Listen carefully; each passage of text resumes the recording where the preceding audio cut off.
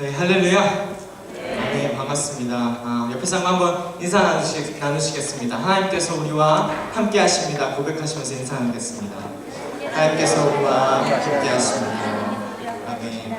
네, 주님께서 주님의 이름으로, 임마누엘 그 이름으로 우리와 함께 하겠다 약속의 말씀을 주십니다. 오늘 예배 가운데 함께 하시는 그 동행하시는 은혜가 충만하길 간절히 기도합니다. 저는 2001년도에 사실 이제 9학년으로 이제 아버지포드에 처음 왔어요. 그래서 에비 시니어 여기 학교를 9학년으로 그때 다니면서 또 목사님도 뵙고 그렇게 됐었는데, 저는 그렇게 이제 쭉 천천히 여기서 학교를 다니고 졸업을 한 다음에 이제 한 3년 정도를 여러분 잘 아시는 나나이모 빅토리아 도시가 있는 그 밴쿠버 아일랜드에 있는 덩칸이라는 지역에서 한 3년 정도 원주민 선교사로 섬기고 사역하다가 하나님께서 또 준비될 수 있도록 또 인도하여 주셔서 한국으로 이제 유학을 가서 이제 한국에서 이제 좀 더 준비되고자 이제 들어가서 공부 중에 있습니다. 그래서 1학년을 마치고 잠깐 이제 부모님을 뵈러 이제 집에서 돌아왔는데, 이렇게 또 말씀을 나눌 수 있는 기회를 주신 교회와 그리고 목사님께 감사를 드립니다. 네, 한번 제가 기도하고 말씀을 같이 한번 상고했으면 좋겠습니다. 기도하겠습니다. 사랑해주신 하나님 아버지 감사합니다. 우리와 함께 하시며 내가 영원토록 항상 어디서나 너와 함께 하겠다 또한 약속하시며 그 약속의 말씀을 우리 마음 가운데 더욱더 확증하여 주시고, 우리 삶 가운데 주의 성실하심으로 하나님께서 우리 안에 일하시며 인도하심을 아버지 감사합니다. 그렇게 우리 각자의 삶 가운데 함께 하시며 또한 우리가 함께 또한 한 자리 모여 한 성령 하나님의 힘을 힘입어 주님을 바라보며 예배하며 나아갈 수 있도록 지금 우리 이 자리에 각 사람을 주께서 부르시고 함께하여 주시니 아버지 오직 주의 성령의 도우심에 힘입어 담대히 보좌로 은혜의 보좌로 나아가 때를 따라 도우시는 그 은혜를 더욱더 힘입고 우리가 살아나가도록 주님 함께하여 주시옵소서. 시간 말씀을 전하는 자나 듣는 자가 다 같이 주 앞에 홀로 하나 되어 성 가운데 주께 듣고 배우며 주께 영광 돌리기 원합니다. 주님 함께 하셔서 주의 은혜로 더욱더 충만하여져 나아가는 예배 되게 하여 주시옵소서. 그럼 우리 삶이 되게 하여 주시옵소서. 감사합니다. 예수님의 이름으로 기도합니다. 아멘. 네, 여러분 오늘 우리에게 주어진 우리 함께 읽은 본문 말씀은 고린도전서, 바울이 고린도 교회에게 편지를 쓴 고린도 전서입니다. 고린도 전서 마지막 부분에 이제 끝 마무리로 이제 인사하며 바울이 계속해서 권면하는 부분인데, 그러나 내가 나 된 것, 우리가 우리 된 것, 이 모든 것이 하나님의 은혜다. 우리가 너무나도 잘 아는 하나님의 은혜를 말하는 말씀인데, 여러분 하나님 은혜, 영어로 하면 grace죠. 그래서 grace가 우리 말로도 은혜라고 이제 바로 번역이 되는데, 사실 여러분 grace라는 영어 단어도 여러분 잘 아시겠지만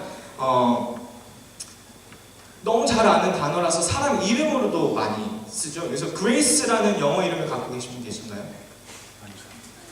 네, 제가 저 영어 많이 있으실 줄 알았는데 네, grace. 네.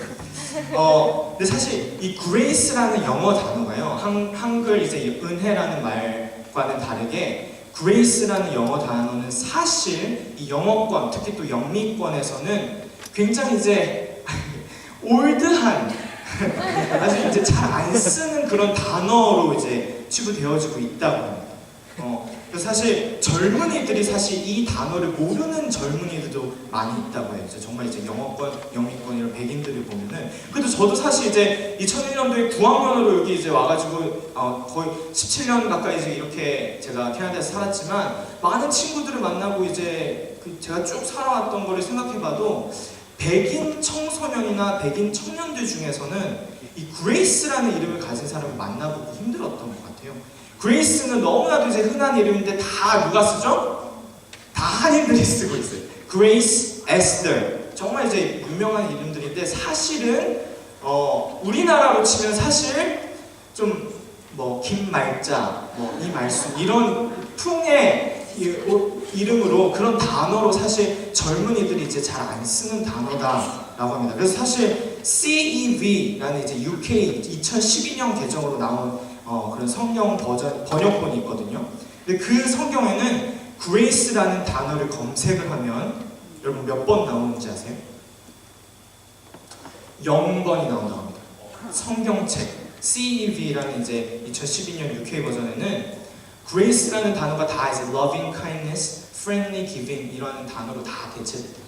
그러니까 grace라는 단어가 그만큼 이제 좀 이제 올드한 그런 풍으로 이제 쓰인 그렇게 된다는 것입니다.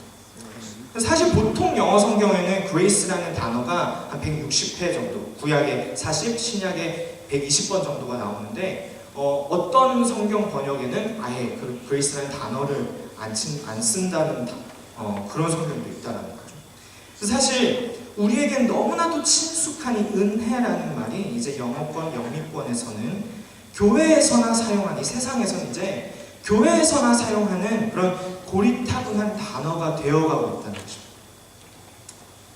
일반 사회에서는 점점 사라져가는 단어다.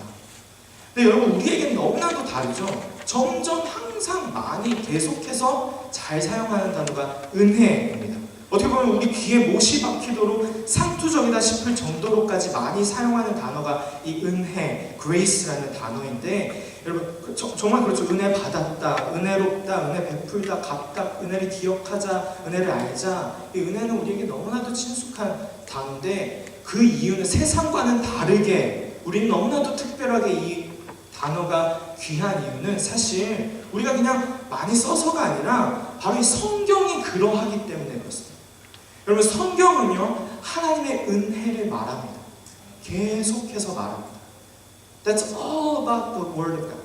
하나님은 언제나 하나님의 은혜를 말해주시거든요. 그래서 오늘 우리가 살펴본 본문도 고린도전서 15장 10절에 말합니다. 내가 나 된 건 다, 내가 나인 것, 그리고 내가 나 된 것이 다 하나님의 은혜다. 그렇다고 내가 일을 안 한 게 아니고 내가 너무 누구보다도 내가 수고를 했는데, 근데 또 그 수고했다는 것도 참 이상한 말인데 다 은혜라고 말하면서, 근데 내가 너무 수고하고 또한 일을 했지만 그것도 하나님, 내가 아니고, 이제 그게 내가 아예 아니고 하나님의 은혜다라는 말씀을 오늘 우리가 상고해 보는데, 그 말씀을 좀 더 깊이 우리가 봤으면 좋겠습니다. 그래서 여러분, 이 고린도 교회에게 편지를 한 이 바울도, 그 바울의 삶은 하나님의 은혜로 충만한 삶이었죠. 그래서 바울은 사실 많은 이제 신약의 많은 그 글들을, 편지들을 대부분이 이제 바울이 성경 그 편지로 이제 적게 되는데, 로마서를 제외한 모든 바울의 서신에는요 항상 그 끝맺음 인사가 은혜를 언급합니다. 로마서는 뿐만 아니라 그 모든 또 이제 서신의 시작과 또 끝에는 하나님의 은혜를 계속해서 바울은 얘기를 하는데, 오늘 우리가 살펴보는 고린도전서 본문도 이제 15장 이제 끝부분을 우리가 보지만, 첫 부분에 처음 이제 고린도 교회에 편지를 보내면 첫 인사로 쭉 이제 말을 하는 것을 봐도 1장으로 가보겠습니다. 1장 3절 4절에 그 다음 구절 한번 살펴볼까요? 네, 고린도전서 1장 3절 4절을 보시면 제가 읽어드리겠습니다. 하나님 우리 아버지와 주 예수 그리스도로부터 은혜와 평강이 있기를 원하노라. 그리스도 예수 안에서 너에게 주신 하나님의 은혜로 말미암아 내가 너희를 위하여 항상 하나님께 감사하노니 라고 고린도 교회의 편지를 시작하고 있습니다. 그리고 마지막에 끝부분에 가서도 이제 16장을 보면요, 16장에서도 주 예수의 시작도 은혜로 시작하며 편지를, 그리고 끝마무리도 끝인사에서 주 예수 그리스도의 은혜가 너희와 함께하고 나의 사랑이 그리스도 예수 안에서 너희 우리와 함께할지어다 라고 바울은 말합니다. 근데 바울은 모든 그의 서신에서 시작과 끝을 은혜로 시작하며 은혜로 끝인사를 하는데, 이것은 그저 상투적인 그냥 형식적인 인사로서 사용했던 것이 아니라 정말 우리에게 시사하는 바가 많은데, 정말 우리의 삶과 우리의 구원과 우리의 모든 것이 시작도 그 과정도 끝도 하나님의 은혜로 우리는 충만한 이들이다라는 것을 바울은 그 인사말에서도, 그 서신에서 계속해서 밝혀준다는 것입니다.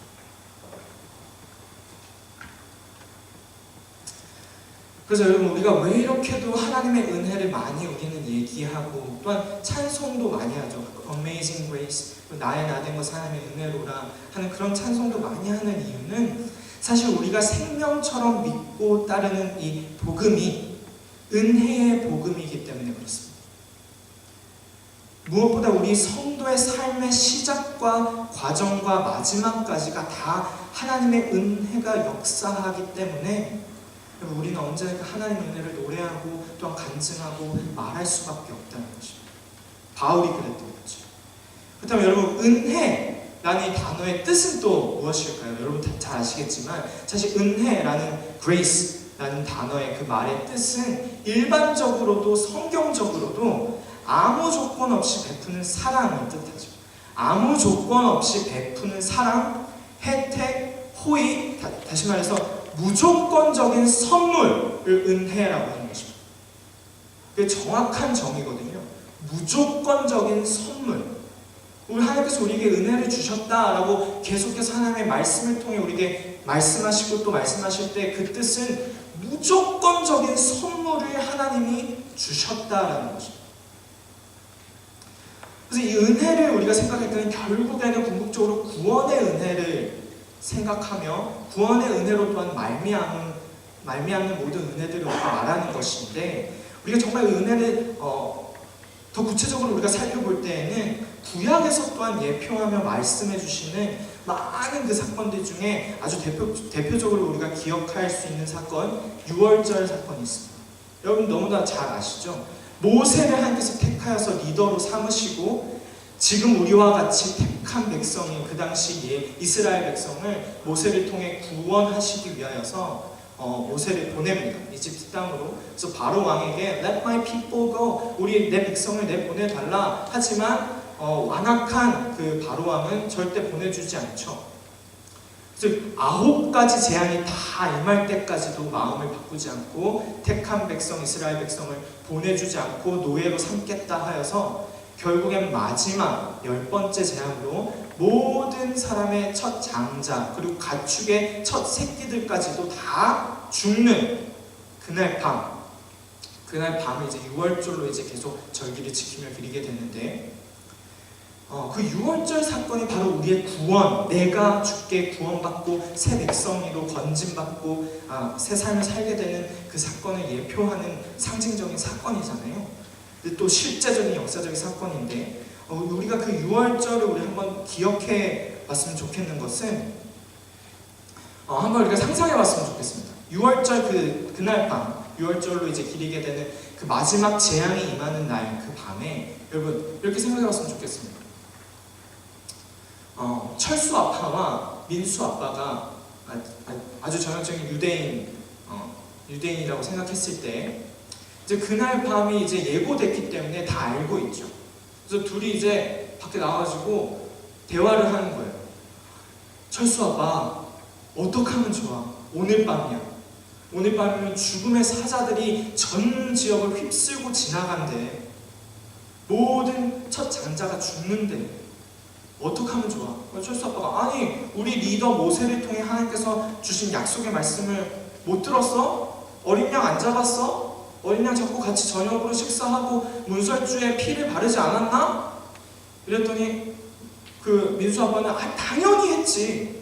아니 어떻게 그걸 안 하겠어? 모세 리더를 통해 우리가 말씀 주셨는데 당연히 했지. 근데 아니 진짜 생각을 해봐. 실제로 지금 오늘 밤에 죽음의 사자가 전 지역을 휩쓴다는데, 여러분 근데 생각하면 정말 그렇잖아요. 그게 실제로 죽음의 사자가 오늘 밤에 휩쓴다면 정말 이 스케일을 정말 긴장할 만한 일이지 않습니까? 그렇기 때문에 민수 아빠는 이제 너무 좀 떨리고 두렵고 아이고 너무 이 일을 어쩌면 좋나 이렇게 하는 거죠. 근데 철수 아빠는 뭐 오라 그래, 우리 다 문설주에 피 발랐는데 뭐 나는 담대해 라고 이렇게 말한다는 거죠. 두 사람의 이제 믿음의 분량이나 그런 태도가 굉장히 다르죠. 굉장히 두려워하고 긴장하고 실제로 죽음의 사자가 온다니까 아무리 말씀을 따라 다 했지만 할 방법들을 취했지만 일단 그 마음은 졸이며 긴장하며 있는 상태라는 거죠. 근데 여러분 그 생각해봤으면 좋겠어요. 그날 밤에 그 두 아빠의 그 집에 어느 집의 첫 아들이 죽었을까요? 누구의 아들이 죽었을까요? 그 어느 누구의 아들도 죽지 않았습니다. 그죠? 너무나도 왜? 어떻게 그럴 수 있죠? 오직 문설주에 바른 어린 양의 피로 인해, 오직 그리스도의 공로로 인해, 그리스도의 피로 인해 주께서 찢기신 그 살로 흘려내리신 피로 인해 우리 모두는 구원받았다는 것입니다. 나의 어떠함이 아니라 오직 그 문설주에 바른 어린 양의 피 때문에만 죽음의 사자는 pass over, 유월하게 됩니다. 그래서 성경을 통하여서 하나님께서 우리에게 은혜의 말씀을 주실 때 그 은혜는 내가 너를 택했고 내가 너를 구원했다는 거죠. 너에게 무엇이 말미암아 너의 어떠함에 근원하여 내가 너를 보고 너가 이렇게 하니까 그랬다는 것이 아니라 철저한 무조건적인 선물로서 내가 너의 삶을 이끌어가고 있다는 말씀을 하나님은 우리에게 주고 계십니다. 오직 그 어린 양의 피가 우리를 구원하였습니다. 근데 여러분, 우리가 이처럼 은혜를 많이 말함에도 불구하고 은혜 받은 성도답게, 은혜 받은 성도다운 삶을 살아가지 못하는 것이 항상 우리는 딜레마고 숙제죠. 근데 그 이유는 바로 우리 죄된 인간의 두 가지 성향 때문에 그렇습니다.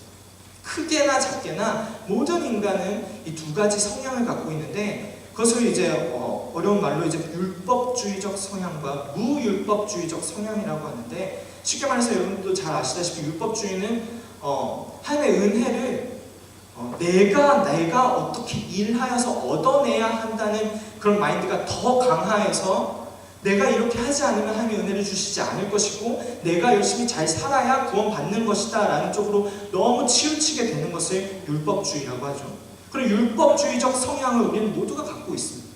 그리고 또한 그렇지 않을 때는 무율법주의적 성향으로서 구원의 은혜를 값싼 은혜로 생각하여서 내 멋대로 살아도 된다, 우리가 열심히 일할 필요 전혀 없다라고 또 다른 극단적으로 치우치는 그런 성향 또한 우리는 갖고 있다는 거죠.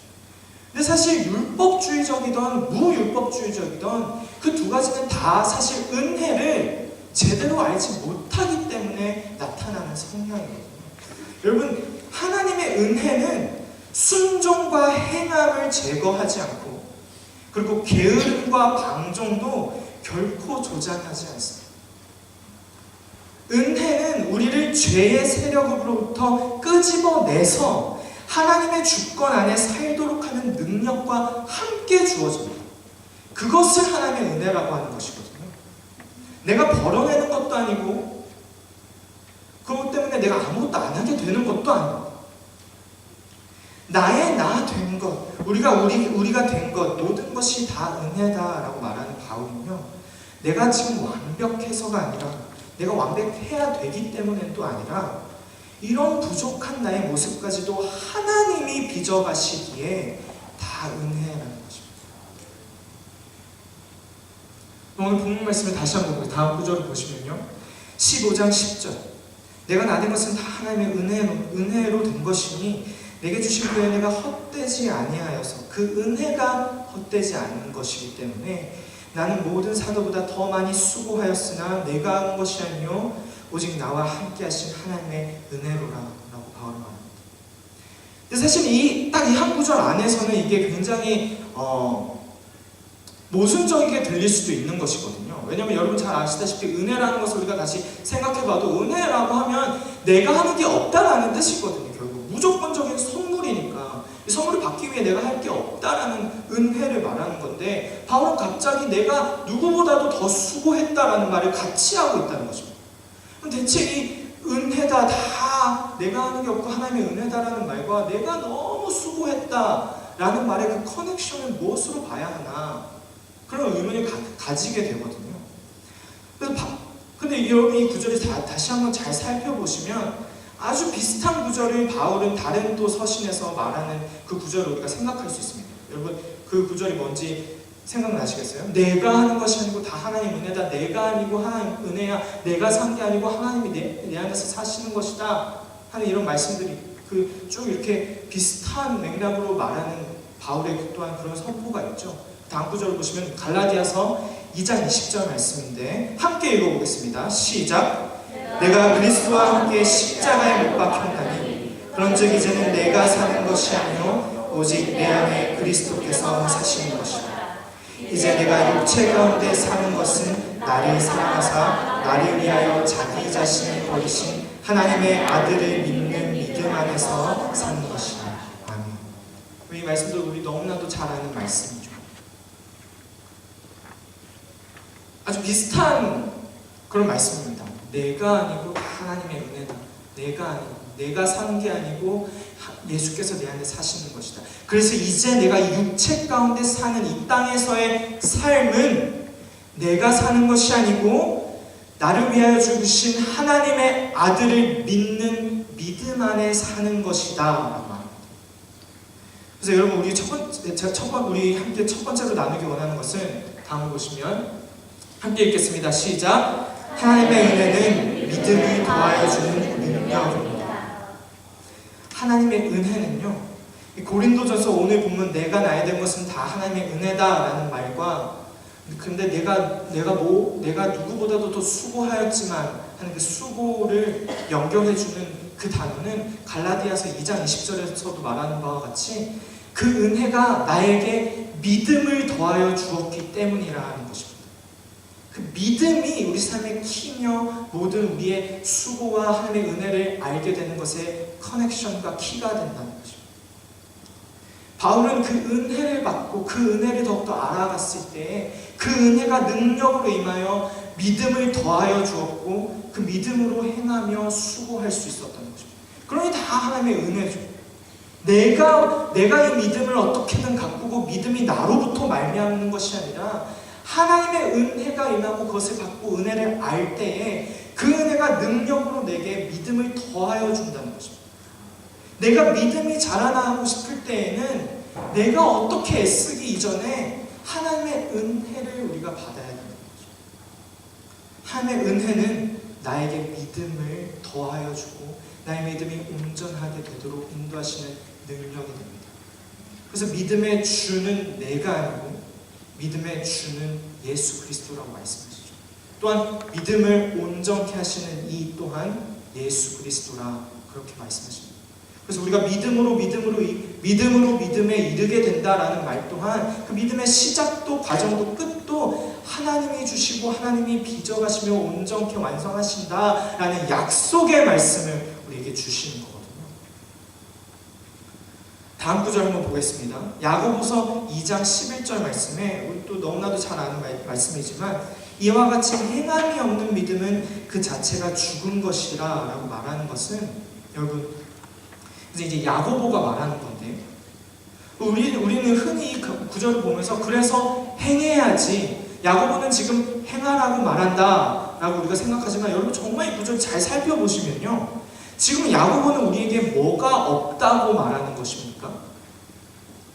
행함이 없는 믿음은 이 믿음은 죽은 거다 라는 말을 하고 있는 거죠. 그럼 믿음이 죽었다라는 것을 말해주기 위해 행함이 없다는 것을 말하는 거죠. 그럼 지금 믿음이 없다는 것에 더 집중되어 있는 말씀인 거죠. 행하라가 아니라 믿으라라는 것입니다. 믿으면 행함이 없는 믿음은 죽은 거니까 믿음을 가져라. 그러면 우리가 행하게 된다는 것입니다. 그래서 우리가 흔히 생각하기에 이런 야고보는 지금 행함을 강조하고 있다 해서 다음 구절을 봤을 때 로마서 5장 1절에 그러므로 우리가 믿음으로 오직 믿음으로 의롭다 하심을 받았으니 이것이 은혜이니 우리 주 예수 그리스도로 말미암아 하나님과 화평을 누리자 라는 말씀과 야고보서 말씀이 상충된다 이렇게 많이 생각하지만 그렇지 않다는 거죠. 오직 믿음으로 의롭다함을 받고 믿음으로 우리가 산다는 바울의 말과 행함이 없는 믿음은 죽은 거다라고 말하는 야고보의 말은 둘 다 믿으라라는 그 은혜로 임하는 믿음을 성경은 강조하고 있다는 것입니다. 하나님의 은혜는 우리에게 믿음을 더하여 주는 능력이 됩니다. 그래서 여러분 그럼 이 믿음은 또한 무엇일까? 우리가 항상 많이 생각해 보게 되는데 성경에서 또한 믿음은 들음에서 나고 들음은 그리스도의 말씀으로 말미암는다라고 말하죠. 그래서 결국 우리가 믿음으로 산다 했을 때 우리 믿음이 더욱더 커져가고 믿음이 온전하게 원한다라는 그런 소원이 생길 때 결국 우리는 말씀으로 돌아가야 한다는 것입니다. 믿음은 들음에서 나며 들음은 하나님의 말씀으로, 이 은혜의 말씀으로 말미암기 때문에 우리는 말씀으로 돌아가자. 그래서 항상 외치는 것인데, 그래서 여러분 생각해보시면 이 말씀은요, 말 그대로 하나님의 말씀이어서 말씀으로 하나님께서 말하는 바가 있습니다. 말씀하시는 바가 있죠. 그래서 그것이 우리의 믿는 바가 되는 것인데, 여러분 말씀을 통해 하나님께서 말하시는 바는 결국 하나님 자신을, 그래서 말씀을 통해 말씀하는 바가 하나님 자신을 드러내시고 나타내시는 것이다 해서, 그래서 말씀을 우리가 하나님의 자기 계시다라고 또한 얘기하잖아요. 그래서 하나님이 드러내시고 나타내시고 계시하시는 그분, 하나님 자신, 그 하나님을 믿는 것입니다. 우리. 그래서 갈라디아서 2장 20절 방금 본 구절에서도 이렇게 말하는데, 내가 그리스도와 함께 십자가에 못 박혔나니 그런즉 이제는 내가 사는 것이 아니요 오직 내 안에 그리스도께서 사시는 것이라. 이제 내가 육체 가운데 사는 것은 나를 사랑하사 나를 위하여 자기 자신을 버리신 하나님의 아들을 믿는 믿음 안에서 사는 것이라 라고 말한다는 것입니다. 우리의 믿음의 주는 누구입니까? 예수 그리스도. 우리의 유일한 기도와 찬양의 이유 또한 예수 그리스도. 오직 그분 자신, 그분을 믿는 것이고 그분을 높이는 것이죠. 우리 삶이 어떠하게 될 것이고 이럴 것이고를 믿기보다 그 이전에 그렇게 해주실 하나님을 우리는 믿는다는 것입니다. 우리의 믿음은 하나님의 아들을 믿는 믿음이라는 것입니다. 어떠하게 될 것, 이럴 것의 믿음을 전적으로 궁극적으로 다 두는 것이 아니라 정말 그 중점으로는, 그 궁극적으로는 내 믿음은 하나님께 우리는 둬야 된다는 거죠. 우리 삶의 문이 열릴 것이다 라는 약속의 말씀을 하나님은 분명히 주시는데, 그 약속의 말씀을 주실 때에도 단순히 열릴 것을 믿고 그것에 믿음을 두기보다 그렇게 약속하신, 그렇게 열게 하실 하나님께 우리의 믿음을 두는 것은, 그것은 어떻게 보면 그냥 말장난같이 들릴지 모르지만 그것은 정말 큰 차이를 우리 삶 가운데 일으킵니다. 하나님께 믿음을 두느냐, 삶의 일들에 우리의 믿음을 두느냐. 그래서 여러분, 바울이 많은 이런 서신을 썼지만 때로는 정말 감옥에 갇혀서도 이 편지 말씀을 쓸 때가 많았죠. 그래서 우리가 잘 아는 사건 중에 하나가, 바울과 실라가, 다음 구절을 보면 바울과 실라가 감옥에 갇혀서 매를 엄청 맞고 피를 질질 흘리면서 감옥에 갇혔을 때에도 그 쇠사슬에 묶여 있는데 찬양을 하고 기도를 합니다. 언제나 이것을 보면서 우리는 큰 감동을 받고 본을 삼죠. 어떤 이렇게 힘든 가운데서도 이들은 찬양했어. 그래서 말합니다. 한밤중에 바울과 실라가 기도하고 하나님을 찬송하며 죄수들이 듣더라. 이에 갑자기 큰 지진이 나서 옥토가 움직이고 문이 곧 다 열리며 모든 사람의 매인 것이 다 벗어진지라. 그러니까 간수가 자다가 깨어서 옥문들이 다 열린 걸 보고 죄수들이 다 도망갈 거라고 생각하여서 칼을 빼어 자결하려 하거늘 바울이 크게 소리질러 이르되 내 몸을 상하지 말라, 우리가 다 여기 있노라. 그러니까 바울과 실라는 그 극한 감옥이라는 상황과 그 극한 열악한 상황에서도 찬양과 기도를 했더니 옥문이 열리고 쇠사슬이 풀렸다는 것이죠. 할렐루야. 우리 삶 가운데 그런 극한 상황에서도 우리가 찬양할 때 하나님께서 우리의 삶의 문을 열어주십니다. 그런데 이 신기한 것은 그들이 찬양해서 문이 열렸는데, 그래서 간수가 보고 이제 내 일을 제대로 못했다, 왕한테 완전 그냥 죽겠구나, 죄수들이 문이 열렸으면 죄수들이 다 도망가겠지 하여서 자살을 하려고 하죠. 근데 바울이 말합니다. 아니, 우리 안 나가, 너 몸을 상하지 마 라고 말합니다. 아니, 찬양해서 이게 문이 열렸는데 왜 안 나갔을까요? 어떻게 그 극한 상황에서도 찬양한 게 신기한 게 아니라 찬양해서 문이 열렸는데도 나가지 않은 게 더 신기한 거죠. 내용을 살펴보시면요, 우리가 믿음에 대해서 지금 계속해서 상고하였듯이 바울과 실라는요, 이들의 찬양의 이유가, 기도의 이유와 목적이 이 옥의 문을 어떻게든 열어야지 하며 그 문을 여는 것에 그 모든 이유와 목적을 두고 했다는 것이 아님을 보여주는 것입니다. 이들이 찬양의 이유가, 모든 그 이유, 기도의 이유와 목적과 그 의도가 이 문을 내 삶의 문을 열기 위해서만 그것에 궁극적인 목적을 두어서 했다면, 이들은 대체 궁궐에서는 찬양할 이유가 무엇입니까? 이유가 없죠. 궁궐에서는 찬양했을 때 뭔가 일어나야 될 일이 없거든요. 근데 이들은 이유 자체가, 이들의 찬양의 이유 자체가 그 옥의 문을 열기 위해서가 아니었기 때문에 열렸어도 안 나가 라고 했다는 것입니다. 그럼 이들의 찬양의 이유는 무엇이었습니까? 오직 주 하나님 아버지의 함께 하심, 오직 하나님 때문에, 내 주님 때문에 이들은 찬양하고 기도했다는 거죠. 그러면서 우리가 이 말씀을 볼 때, 내가 찬양하고 기도하면 삶의 문이 열리는구나 라기보다, 나는 어떠한 상황에도 모든 것을 뛰어넘는 그 넉넉한 기쁨과 찬양의 기도가 나에겐 어디에서도 있구나, 하나님이 나와 함께 하시는구나, 그럼 모든 것이 충만하다라는 것을 우리가 깨달을 수 있어야 하는 줄 믿습니다. 그래서 바울은 로마서에서도 이렇게 말합니다. 다음 구절, 로마서 8장 35절 37절 보시면 함께 읽겠습니다. 시작. 누가 우리를 그리스도의 사랑에서 끊으리요? 환난이나 공고나 박해나 기근이나 적신이나 위험이나 칼이랴.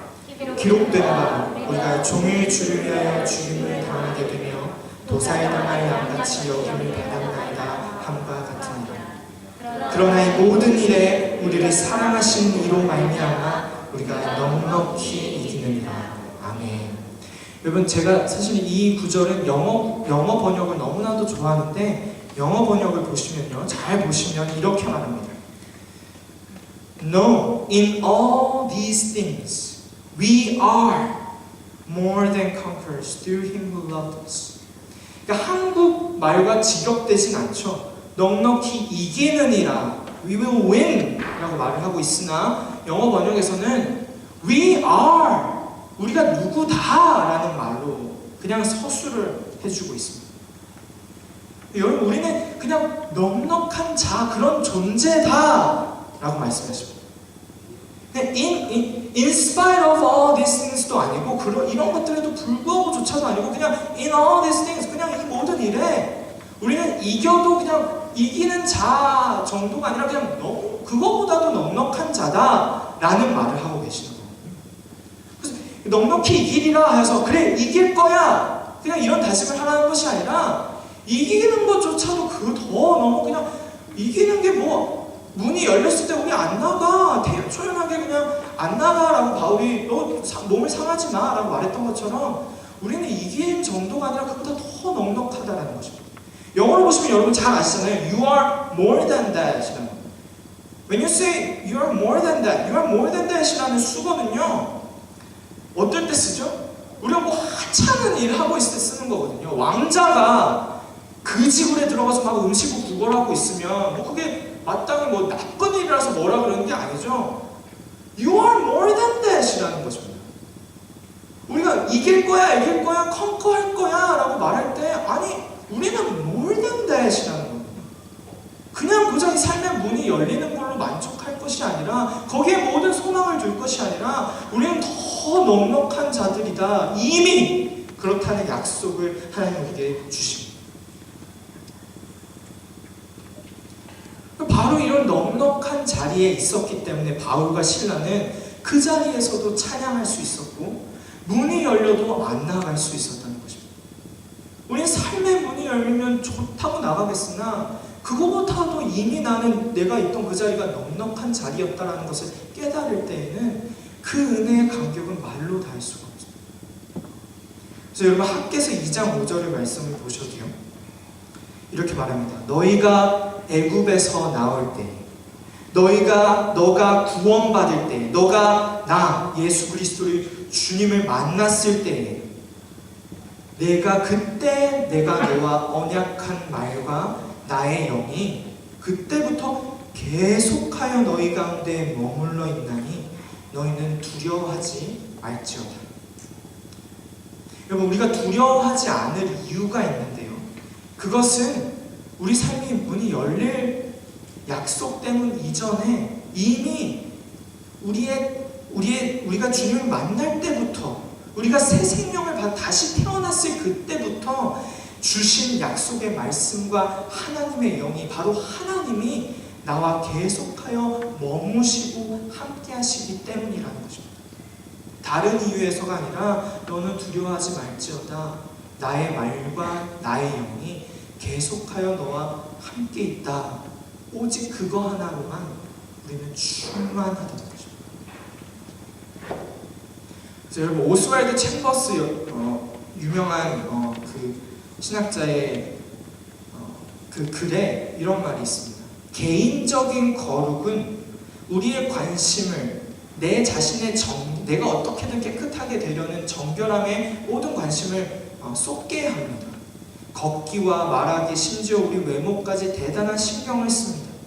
그러나 하나님과의 사랑에 빠져 우리의 모든 것을 주께 내어 맡기면 이러한 모든 염려들이 사라집니다. 나는 유용한 존재인가? 라는 의식을 제거하십시오. 유용한 사람이 되는 것이 중요한 것이 아니라 하나님과 사랑에 빠진 존재가 되는 것이 중요합니다. 라고. 개인적인 거룩, 내가 어떻게든 정결해야지 라는 그런 관심이 모든, 내가 어떻게 함에, 나의 어떠함에 모든 관심이 쏠려버리면 걷는 거나 말하는 거나 외모까지도 너무 신경을 쓰게 되는데, 그러면 내가 유용한 존재인가 아닌가라는 것에 너무 많은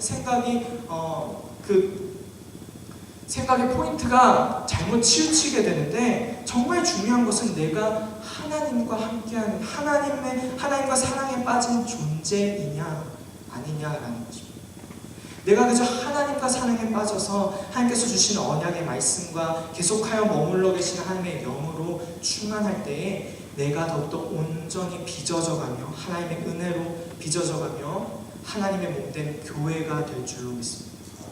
내가 주의 몸된 교회요, 우리가 주의 몸된 교회로 나를 빚어가신 하나님께서 우리를 함께 빚어가시는 줄로 믿습니다. 그래서 여러분, 두 번째로 나누는 것은 이것입니다. 함께 읽겠습니다. 시작. 하나님의 은혜는 그리스도의 몸된 교회를 세웁니다.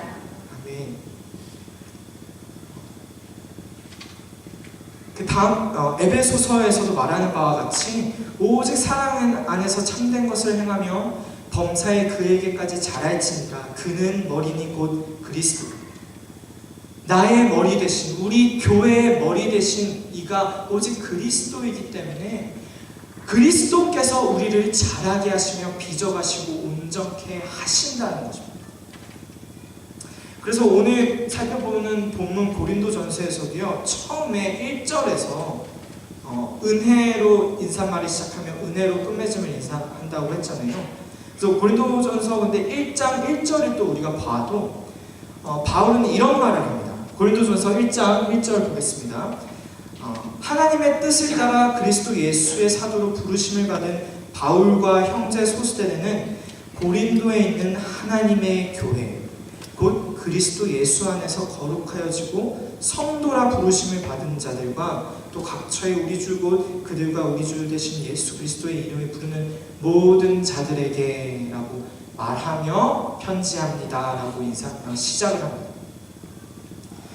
이렇게 고린도 교회에게 바울은 편지를 하는데요, 사실 여러분 그 배경을 살펴보시면 고린도 교회는 고린도 지역에 있는 교회였습니다.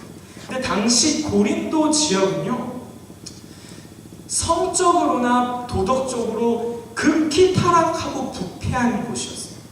그래서 실제로 사전적인 단어의 의미로도 고린도화 되어 간다 이렇게 말을 하면, Corinthianize라는 단어를 쓰면 아주 도덕적으로 부패되어져 간다라는 뜻으로 단어를 사용을 했습니다. 그런 지역에 있는 교회였어요. 그래서 워낙 그것이 강했기 때문에 그 음란함과 부패함이 교회 안에까지 들어오게 됩니다. 그래서 실제로 고린도 교회 안에서는 음행이 저질러지게 되었어요. 그뿐 아니라 은사가 무질서하게 일어나서 분열이 일어나고 인종차별이 일어나고 말이 아니었습니다. 그런 교회여서 바울은 지도가 필요하기에 그런 것들을 바로잡기 위해 고린도 교회에 편지를 합니다. 고린도전서에 쭉 그런 부분들을 이렇게 그런 것들을 이렇게 하라는 권면들을 말하는 것이 고린도전서거든요. 그런데 그런 지역에 있는 그런 교회에 편지를 할 때 그 편지의 시작부터 바울은 너희들이 이렇게 하니까 이렇게 권면하며 끝에 가서 그래도 너네는 하나님의 교회니까 라고 하는 것이 아니라 그런 권면을 하기도 이전에 시작부터 그러한 교회에게 이렇게 말한다는 것입니다. 고린도에 있는 하나님의 교회 성도인 세인트들인 너희들에게 내가 편지한다라고 시작부터 말합니다. 여러분 이걸 상상하실 수 있으시겠어요? 실제로 교회 안에 지금 음행이 일어났습니다. 그 교회에 바울은 시작부터 이미 너희는 하나님의 교회이다라는 거죠. 믿음의 선포를 하고 있습니다. 그래서 여러분 우리가 은혜와 이 믿음을 이렇게 생각해보고 있지만 여러분 믿음은요 정말 막연한 것이 아니라 정말 프랙티컬하게 실제적으로 우리가 생각을 해보면 믿음은요 정말 그렇다 여기는 것을 말합니다.